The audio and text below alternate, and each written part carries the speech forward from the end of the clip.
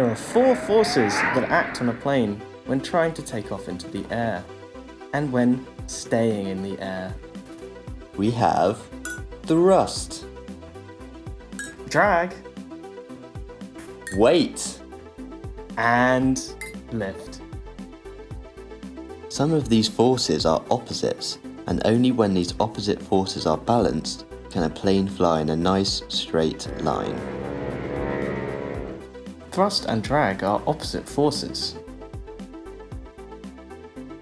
The more drag acting on the plane, the more thrust is needed to keep the plane moving forward. Weight and lift are also opposite forces. The greater the weight of the plane, the more lift is needed to keep the plane moving upward and to stay in the air. To get from place to place, the aeroplane pilot will want to create thrust and lift. However, if there is too much weight or drag, the plane will not be able to take off or stay airborne. Drag is a force that pulls backwards.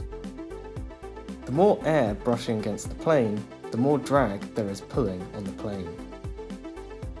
To keep drag low, aircraft are modelled to be sleek and rounded, because narrow, rounder surfaces allow wind to pass over them easier than wider, boxier surfaces. You can see the sleek, rounded surfaces in the nose, wings, cabin, and tail of most passenger aircraft. Weight is a force that pulls down.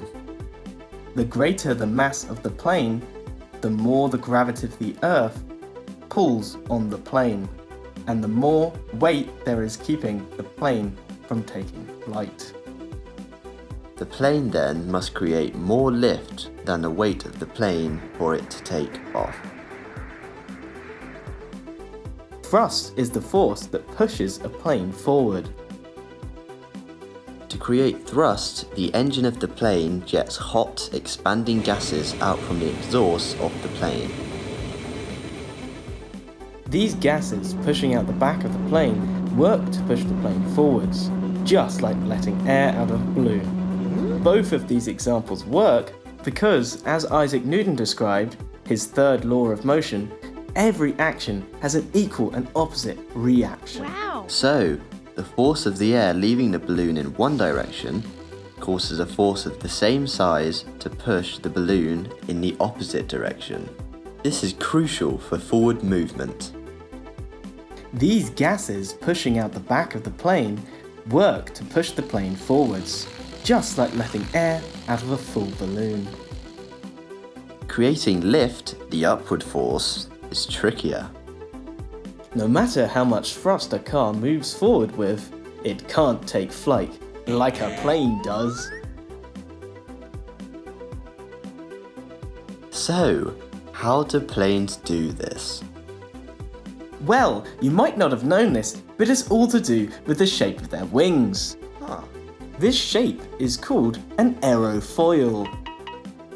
It looks a little like a teardrop with the top side curved and a little longer, flat underside. But how does this work?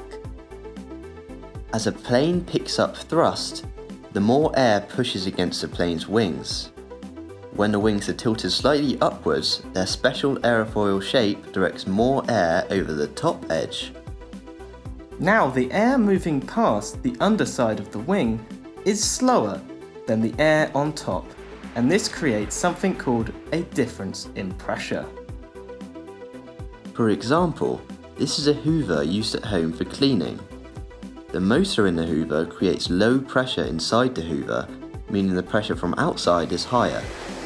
This forces the outside air to rush into the hoover and push any dirt in with it. In the same way as in the hoover, the high pressure on the underside of the wing pushes up into the lower pressure, taking the wing and the whole plane up with it.